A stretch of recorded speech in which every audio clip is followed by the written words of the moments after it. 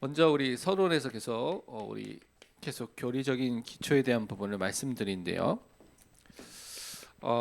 우선 하나님을 아는 하나님에 대한 지식에 대해서 하나님을 아는 지식에 대한 부분을 좀 오늘 좀 살펴보도록 하겠습니다. 하나님을 아는 지식에 대한 부분을 우리가 바르게 알아야 되는데요.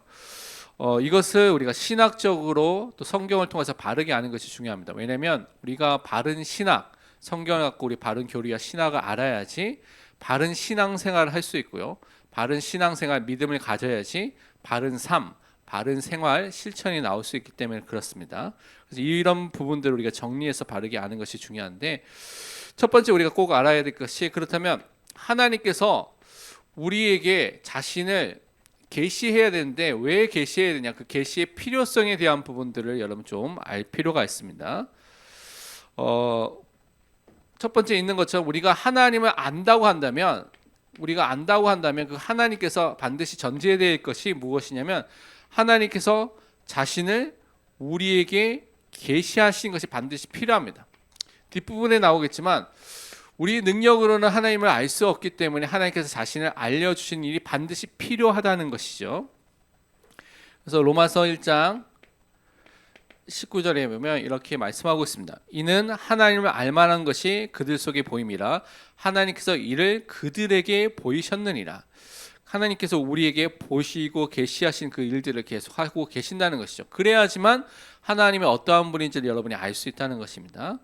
그런데 이 하나님에 대해서 우리가 개인적인 하나님을 아는 지식을 가질 수 있는 것은 왜 가질 수 있냐면, 우리가 구원을 받았을 때, 구원이 임하게 됐을 때 하나님에 대한 개인적인 지식을 여러분 개개인 한 사람 한 사람이 갖게 되는 것입니다. 그래서 구원을 통해서 주어지게 되는데, 마태복음 11장 27절을 이렇게 말씀하고 있죠. 내 아버지께서 모든 것을 내게 주셨으니 아버지 외에는 아들을 아는 자가 없고 아들과 또 아들의 소원대로 계시를 받은 자 외에는 아버지를 아는 자가 없느니라. 그 구원받은 자, 그래서 예수 그리스도 안에서 부르심 받고 그분을 통하여서 나타남과 보여짐과 알려주심을 당한 그것을 받는 사람 외에는 하나님 아버지 성부 하나님을 아는 자가 없다고 말하고 있습니다. 다른 말로 인간의 노력과 인간의 지식, 인간의 노력과 인간의 지혜로는 절대 이 하나님을 아는 지식을 가질 수 없다는 부분을 계속 설명하고 있는 것이죠. 그래서 고린도전서 1장 21절에도 하나님의 지혜에 있어서는 이 세상이 자기 지혜로 하나님을 알지 못함으로 하나님께서 전도에 미련한 것으로 믿는 자들을 구원하시기를 기뻐하셨도다. 세상 지혜로는 불가능하다는 거 계속 말하고 있습니다. 그래서 하나님께서 전도라는 방법, 세상 사람들에게 미련해 보이지만 전도라는 것을 통하여서 하나님을 아는 지식을, 그 복음을 전하도록 하셨다는 것이죠. 그런데 우리가 지금 세상 사람들이 죄인인 상태 속에 있다고 말하고 있죠. 그래서 죄인이 자연 안에 나타난 많은 하나님의 계시가 있습니다. 자연 계시 또는 일반 계시, 여러 가지 단어를 쓰는데요. 그 안에 있는 그 계시를 올바르게 해석하지 못합니다. 그러니까 잘못되게 해석한다는 것이죠. 왜냐하면 죄 때문에 우리의 인간이 원래 갖고 있었던 하나님을 아는 지식들이 없어졌기 때문에 그렇습니다. 그래서 우리가 잘 아는 로마서 1장 18절 또 21절 25절에 그 이야기 쭉 나와 있습니다. 보면요, 하나님의 진노가 불의로 진리를 맡는 사람들의 모든 경건하지 않음과 불의에 대하여 하늘로부터 나타나나니 하나님을 알되 하나님을 영화롭게도 아니하며 감사하지도 아니하고 오히려 그 생각이 허망하여졌으므로 미련한 마음이 어두워졌나니 이는 그들이 하나님의 진리를 거짓 것으로 바꾸어 피조물을 조물주보다 더 경배하고 섬김이라. 주는 곧 영원히 찬송하이시로다. 아멘. 죄인이기 때문에 자연을 통해서 하나님을 바르게 알 수 없기 때문에 사람들이 뭘 합니까? 뭔가 위대한 존재가 있다는 것은 알지만 성경에 나와 있는 하나님을 알지 못하기 때문에 우상을 만들고 숭배하고 절하고요. 그것을 미신을 섬길 수밖에 없는 상태에 있게 된다는 것이죠.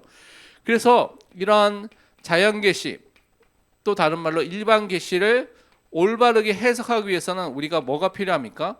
이 해석을 할 수 있는 가장 중요한 기준, 지침이 되는 것이 필요한데, 그것이 무엇이냐면 특별 계시인 성경이 그래서 반드시 필요합니다. 성경을 통하여서만 우리에게 주신 일반 계시 자연을 올바르게 해석할 수 있는 것이죠. 그래서 성경만이 자연에서 하나님에 대해서 바른 증거를 할 수 있기 때문에 증언을 하기 때문에 성경을 통해서 하나님을 바르게 알 수 있다는 것이 항상 중요한 것입니다.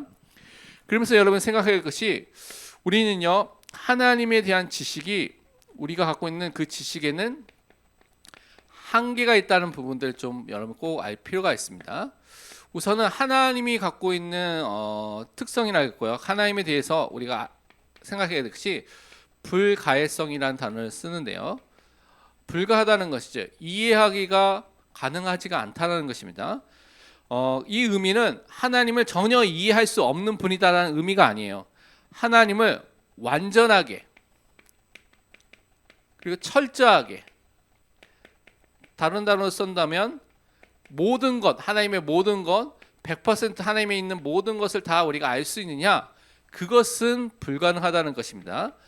그러니까 하나님에 대해서 성경에 밝히고 있는 내용들은 우리가 알 수 있지만 그것이 하나님의 전부 모든 것을 다 포함한 설명하는 것은 아니에요. 그러니까 우리가 알려주신 만큼은 알고 있지만 더 크고 더 위대하시다는 것을 항상 기억을 해야 되는 것입니다. 왜냐하면 하나님께서는 무한하신 분이에요. 무한, 끝이 없죠. 그래서 우리는 근데 유한한, 우리는 피조물로서 제한된 존재이기 때문에 이 차이는 하늘과 땅 차이보다 더 큰 차이가 나기 때문에 항상 이 차이가 있다는 것을 항상 기억해야 됩니다. 그래서 우리가 시편 139편 6절과 17절 보면 이렇게 설명하고 있습니다. 이 지식이 내게 너무 기이하니 높아서 내가 능히 미치지 못하나이다.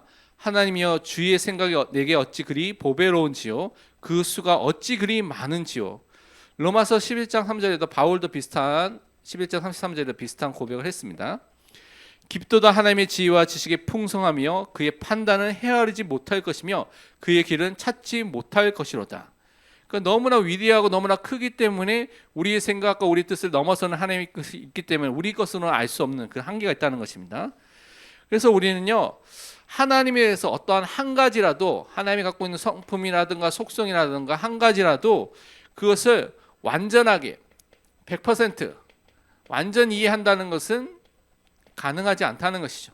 거기에서 부분적인 하나님의 성경에 통해서 알려주신 부분은 우리가 사실적으로 믿고 알지만 100% 수는 없는 것이죠. 그래서 이사야서 우리가 잘 아는 55장 9절에 이렇게 말씀하셨죠.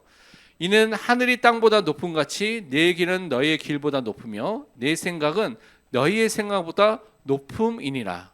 항상 이 차이가 있다는 것을 여러분 모든 것을 생각해야 되는 거죠. 그래서 하나님의 위대하심, 지혜, 명철, 지식, 판단, 길 우리가 이해할 수 있지만 이것을 완전하게 100% 이해할 수 있는 능력은 우리가 없습니다. 그 능력 바깥에 하나님의 위대한 것이 있다는 것을 항상 기억을 해야 됩니다.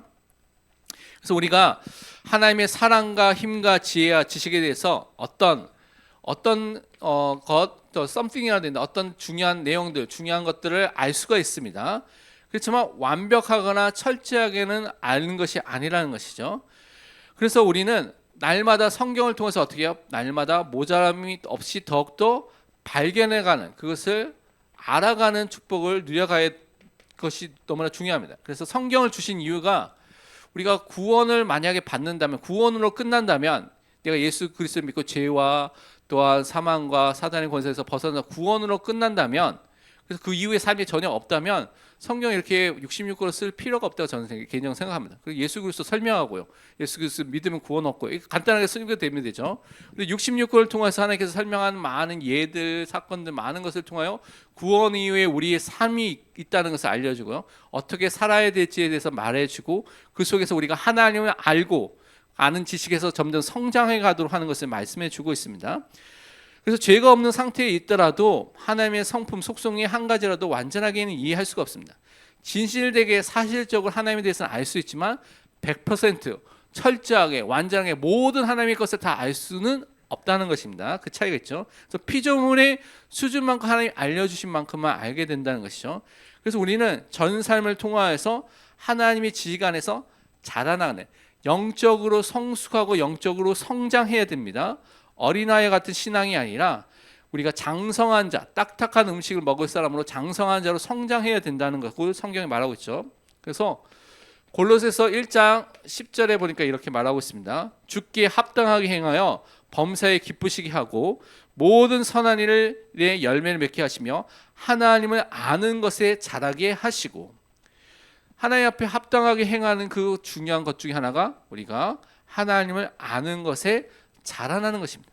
그래서 하나님을 알기 위해서 우리가 성경을 읽어야 되고요, 성경을 알아야 되고요, 연구해야 되고 묵상해야 되는 것이죠. 기독교 역사 속에 여러 가지 형태의 문제들이 있었던 적이 있었는데 그 중에 하나가 반지성주의입니다. 그리고 성경을 무시하는 시대가 있었습니다. 반지성주의라는 것은 뭐 이렇게 지성적으로 성경을 알고 하나님 아는 지식이 필요해, 교리 이런 거 너무 복잡해, 알 필요 없어, 그냥 하나님 아는, 우리가 믿는 것을 끝나면 돼라고 말하는 사람도 있습니다. 그리고 성경을 무시하는 시대가 있었죠. 또 성경을 읽지 못하는 시대가 있었습니다. 그게 중세 시대죠. 그래서 중세 로마 카톨릭 같은 경우는 라틴어 성경을 통하여서 라틴어로 미사를 드렸거든요. 근데 각 나라가 라틴어를 쓰는 시대가 아니었습니다. 각 나라가 모국어가 있는데도 불구하고 라틴어로 미사를 드리고 예배를 드리는데, 그때의 하급 사제들 같은 경우에는 돈 주고 자기가 성공하기 위해서 그 자리에 샀던 사람들이 많이 있습니다. 라틴어를 하나도 모르는데요. 그러니까 앞에 서가지고 모르니까, 자기 라틴어 모르니까 예배를 드려야 되니까 이제 그걸 자국어로, 이제 우리 영어 옛날에 영어 팝송 같은 거면 한국어로 막 이렇게 써가지고 하는 것처럼 이제 막 쓰는 거죠. 데우스, 호모, 이게 갓 그리고 맨이거든요. 하나님 그리고 사람인데 그거 데우스, 호모 이렇게 한글로 써가지고 작은 나라 언어 써가지고 그걸 막 미사 시간에 그냥 있는 겁니다. 뜻을 모르고.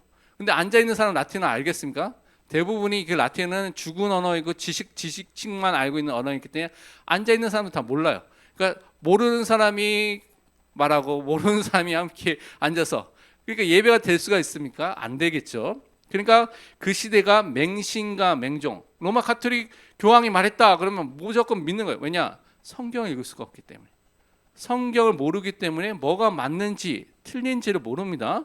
그러니까 그냥 로마 카톨릭 교황이 맞다고 하면 그렇구나, 그래서 다 따라가다가 맹신과 맹종이 나오죠. 우리가 이상하게 명별보 왜 사나라고 생각할 수가 있는데, 성경을 못 읽으면 그렇게 될 수밖에 없습니다. 성경을 통해서 바르게 알 수 있는 기준이 모르니까 그냥 이거 하면 죄가 없어지고 벌이 없어지고 그렇게 된다고 하니까 다 그렇게 따라가게 된 것이죠. 그게 얼마나 큰 해악을 기독교 역사 속에 줬다는 것을 여러분 꼭 알 필요가 있습니다. 그래서 성경을 알아야 되고요, 성경을 통해서 하나님을 아는 지식에 자라나야 되는 것입니다. 그러면 오늘 하이델베르크 요리문답을 통하여서 우리가 또한 하나님에 대한 부분들을 알아야 되는데요, 33문답에서는 이렇게 우리에게 말하고 있습니다. 우리가 역시 하나님의 자녀인데, 우리가 하나님의 자녀라고 말하죠. 그런데 또 성경을 보니까 예수님도 그분도 하나님의 독생자로 부르는데 왜 그렇게 부릅니까? 하나님도 예수 그리스도도 독생자, 하나님의 유일하신 아들이라고 부르는데 왜 그렇게 부르고 무슨 차이가 있습니까? 라고 물어본 겁니다. 그 차이를 바르게 알아야겠죠. 여러분, 답이 중요한데요, 우선 첫 번째 보면 오직 그리스도만이, 예수 그리스도만이 여기 보니까 영원하고 본질로 하나님의 아들입니다 라고 말하고 있습니다. 존재론적으로 원래부터 하나님의 아들은 누구냐? 예수 그리스도밖에 없습니다. 다른 말로 영원 전부터 영원 후까지 원래 하나님의 아들 되신 분이 누구냐? 성자 하나님 되신 분이 누구냐? 예수 그리스도입니다. 이것이 그분 자체예요. 그분이 갖고 있는 그 존재 자체라는 겁니다. 그러나 우리는 다르다는 것이죠. 우리 인간은 어떻게 됩니까? 예수 그리스도를 통해서, 예수 그리스도 안에서 어떻게 됐습니까? 하나님의 자녀, 그 영원한 하나님의 자녀로 입양이 됐죠. 은혜로 하나님의 자녀로 입양이 된 겁니다. 그래서 우리는 원래는 하나님의 자녀가 아니었는데 하나님께서 은혜와 사랑을 베풀어 주셔서 법적으로 하나님의 자녀로 우리 다 만들어 주신 것이죠. 그래서 피조물이 우리는 하나님의 은혜 속에서 그 피조물의 수준에서 하나님의 자녀가 된 것이죠. 그래서 예수님은요, 원래 창조주로서 하나님으로서 영원한 성자 하나님이 원래부터 그렇게 계셨고 우리는 은혜로 하나님의 자녀가 됐기 때문에 이것은 너무나 큰 차이가 있습니다. 같은 하나님의 자녀라는 그 개념이 아니에요. 완전히 다른 개념입니다. 말씀을 통해서 확인해 보도록 하겠습니다. 요한복음 1장 1절에서 3절 보면 예수님에 대해서 이렇게 설명하고 있죠. 태초에 말씀이 계시니라. 이 말씀이 예수님입니다. 이 말씀이 하나님과 함께 계셨으므로 이 말씀은 곧 하나님이시니라. 그 태초에 하나님과 함께 계셨고 만물이 그로 말미암아 지은 바 되었으니 지은 것이 하나도 그가 없이는 된 것이 없느니라. 태초에, 그러니까 세상을 만드시기 전부터 원래 사실은 선재성이라고 말합니다. 그 세상이 있기 전부터 원래 계셨다는 거예요. 선재성, 원래 계셨던 분이고요. 이 말씀이 하나님과 함께 계셨는, 성부 하나님과 함께 계셨던 성자 하나님으로서 그분과 동등성, 그렇지만 구별되신 분이라죠. 그래서 그분이, 이 말씀이 예수 그리스도가 성자 하나님이라는 것을 분명히 밝히고 있고, 그가 또한 모든 것을 만드셨다고 또 창조하셨다고 말하고 있죠. 근데 그분이 요한복음 1장 14절에는 이렇게 말씀하고 있습니다. 말씀이 육신되어 우리 가운데 거하시며 우리가 그의 영광을 보니 아버지의 독생자의 영광이요 은혜와 진리가 충만하더라. 성육신하신 성자 하나님으로서 이 땅에 오셨죠. 은혜와 진리가 충만한, 우리의 은혜와 진리를 주실 수 있는 그분이 이 땅에 오신 것을 말하고 있습니다. 그래서 이어서 요한복음 1장 18절에는 더 구체적으로 말하고 있죠. 그분이 어떠한 분이냐? 본래 하나님을 본 사람이 없을 때 아버지 품속에 있는 독생하신 하나님이 나타내셨느니라. 독생하신 하나님으로서 하나님에 대한 부분을 우리에게 알려주시고 보여주셨다는 것이죠. 그래서 히브리서 기자도 이 부분에서 이렇게 히브리서 1장 2절에서 3절에 이렇게 설명하고 있습니다. 이 모든 날 마지막에 아들 예수 그리스도입니다. 예수 그리스도를 통하여 우리에게 말씀하셨으니 이 아들을 만유의 상속자로 세우시고 또 그로 말미암아 모든 세계를 지으셨느니라. 창조주로서 함께 그 세상을 만드셨다 말하고 있죠. 이는 예수 그리스도는 하나님의 영광의 광채시여 그 본체의 형상이시라. 하나님이라는 말씀이죠. 그래서 그의 능력의 말씀으로 만물을 붙드시고 섭리하시는 분이라고 말하고 있습니다. 죄를 정결하게 하는 일을 하시고 우리를 구속하신 일을 하셨다는 거죠. 구원하신 일을 하셨습니다. 높은 곳에 계신 지극히 크신 이의 우편에 앉으셨느니라.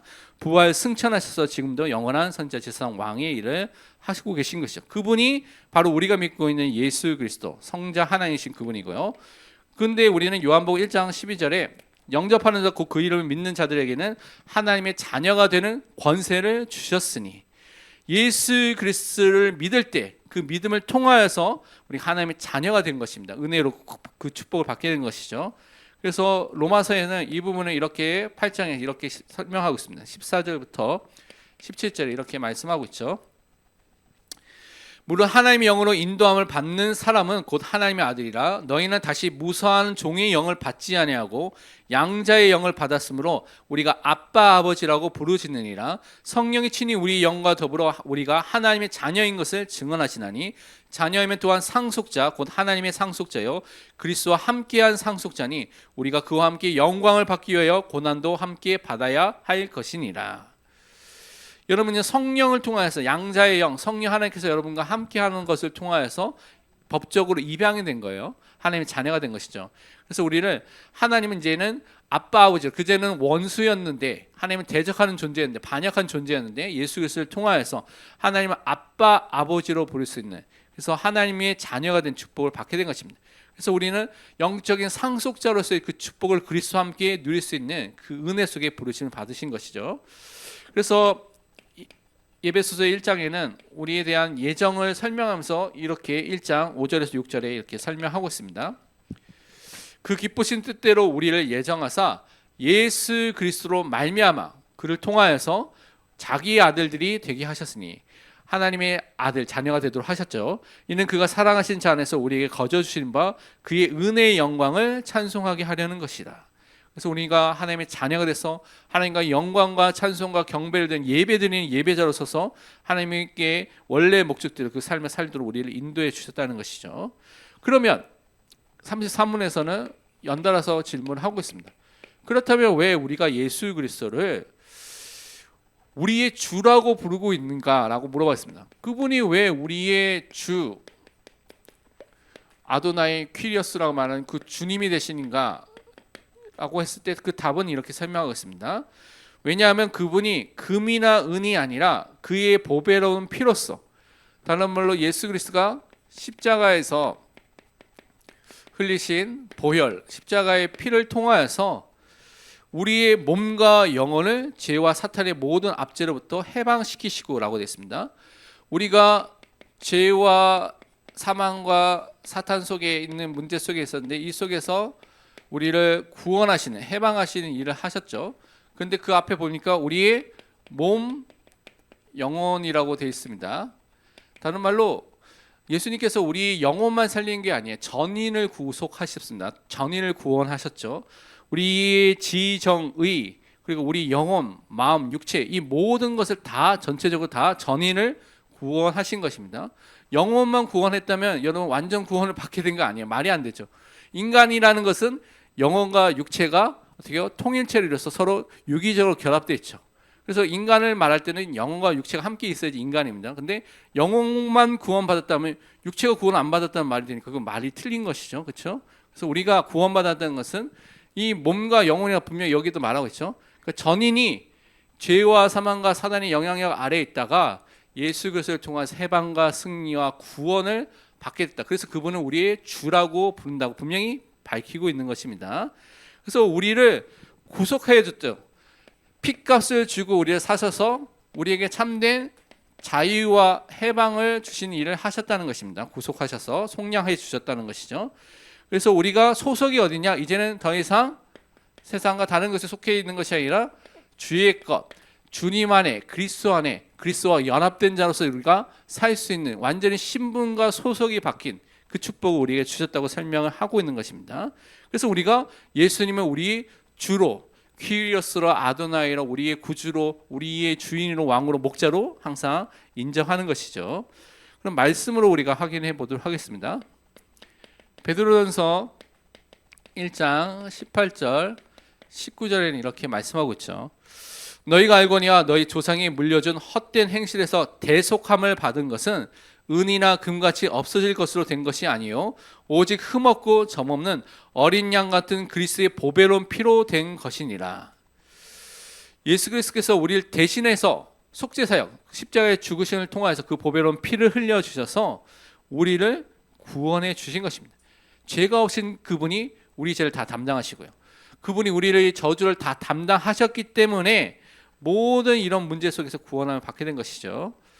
그리고 골로새서 1장 13절에서 14절 보면 그 프린트물에는 14절 15절이 나와 있습니다. 원래 13절 14절 보면 13절은 그가 하나님께서 우리를 흑암의 권세 아래에 있다가 어떻게 해요? 그의 사랑의 아들의 나라로 어떻게 해요? 옮기셨느니라. 완전히 옮겨졌죠. 그래서 우리가 흑암의 권세에 있는 것이 아니라 더 이상 하나님의 나라, 그리스도의 나라에 속한 사람이 됐다고 말하고 있죠. 그래서 14절에 보면 그 아들 안에서 우리가 속량 곧 죄사함을 얻었도다. 하나님의 형상이고 모든 피조물보다 먼저 나신 그리스도를 통하여서 죄사함을 얻고요. 우리가 자유와 해방을 얻게 되는 속량 구속함을 받게 된 것이죠. 그러면서 히브리서 2장 14절 15절에는 또 이렇게 설명하고 있습니다. 자녀들은 혈과 육에 속하였으며 그도 또한 같은 모양으로 혈과 육을 함께 지니시면 예수 그리스도가 성육신에서 이 땅에 오신 것은 죽음을 통하여 십자가에서 피 흘려서 죽는 그 일을 통하여서 죽음의 세력 잡은 자 곧 마귀를 멸하시며 또 죽기를 무서워함으로 한평생 매어 종로 타는 모든 자들을 놓아주려 하심이라. 십자가의 보혈을 흘려주시면서 우리 죄를 용서하시고 우리를 모든 죄와 사망의 그 권세 아래서 우리를 해방시켜 주셨다는 것이죠. 그래서 종로로 타는 것이 아니라 이제는 완전히 그리스도 안에서 참된 자유를 누리는 존재로 인도해 주셨다는 것입니다. 그래서 고린도전서 6장 20절에는 우리에 대해서 이렇게 설명하고 있습니다. 값으로 산 것이 되었으니 그런즉 너희 몸으로 하나님께 영광을 돌리라. 여러분 이제 이번 주에 고린도전서 후서 일부분까지 읽었는데요. 고린도에 있었던 문제 중에 하나가 육체의 음란과 그런 부정을 행하는 그런 무고하는 문제도 있었는데 그래서 값으로 산 핏값으로 너희가 완전히 구속함을 받고 하나님의 자녀가 되었기 때문에 너희 몸도 너 몸뿐만 아니라 너희 영혼과 모든 것을 다 포함하겠죠. 그래서 모든 것을 통해서 하나님께 영광을 돌리는 삶을 살라, 거룩한 삶을 살라고 분명히 말씀해 주신 것입니다. 왜냐? 하나님의 은혜로 구원함을 받았기 때문에 그렇습니다. 그러면서 디모데전서 2장 5절에서 6절은 이렇게 또 설명하고 있죠.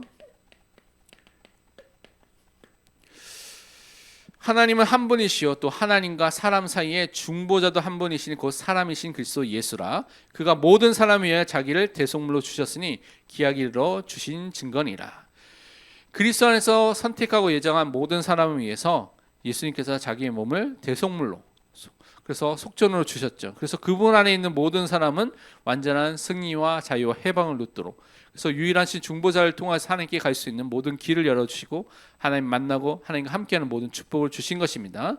그래서 우리는 예수님은 오늘도 나의 주로, 나의 구주로, 나의 주인으로, 나의 왕으로, 목자로 항상 인정하고 그분의 인도함을 항상 받고 누리는 믿음의 사람으로 서야 될 줄 믿습니다. 함께 우리 기도하도록 하겠습니다. 먼저 하나님을 아는 지식에 우리가 자라날 수 있도록, 특히 성경을 통하여서 하나님을 아는 사람이 될 수 있도록 기도해 주시고요. 그것을 통하여서 정말 원래부터 본질적으로 하나님의 아들 되신 예수 그리스도를 정말로 성경을 통해서 알고 믿을 수 있도록, 그래서 그분을 우리의 주인으로, 구주로, 주로, 왕으로, 목자로 항상 인정해서 우리에게 주신 그 보혈을 통해서 주신 우리에게 주신 사단과 죄와 또한 사망의 권세 속에서 해방되고 구원받은 이 사실과 또 하나님의 것이 된 주의 것이 되고 속량함을 받은 이 축복을 누릴 수 있도록 함께 말씀 붙잡고 기도하고 제가 마치는 기도하도록 하겠습니다. 기도하겠습니다.